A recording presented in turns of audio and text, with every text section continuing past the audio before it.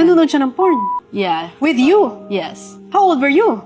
As a toddler, like 3 or 4 years old. Ibinahagi ni Eman Atienza ang masakit na bahagi ng kanyang kabataan, ang mga naranasan niyang pang-aabuso umano mula sa kanyang yaya noong siya'y bata pa. Ayon kay Eman, ito raw ang isa sa mga dahilan kung bakit siya nakaranas ng matinding depression habang lumalaki. Ayon kay Eman, nilolock daw siya ng yaya niya sa loob ng cabinet na may isang doll kung saan sinabi daw nitong papatayin siya ng doll kapag hindi siya tumahimik. Sinasampal din daw siya nito pag makulit siya. Sinasabihan din daw siyang tanga kapag nagkakamali siya. At ang pinakamalala, pinapanood daw siya nito ng corn. Like she'd make me watch porn with her.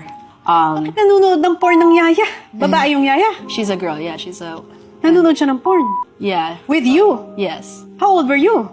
As a toddler, like 3 or 4 years old. Ayon kay Eman, madalas daw abala ang kanyang mga magulang noon, kaya nagagawa raw ng kanyang yaya ang pagmamaltrato sa kanya nang hindi agad napapansin.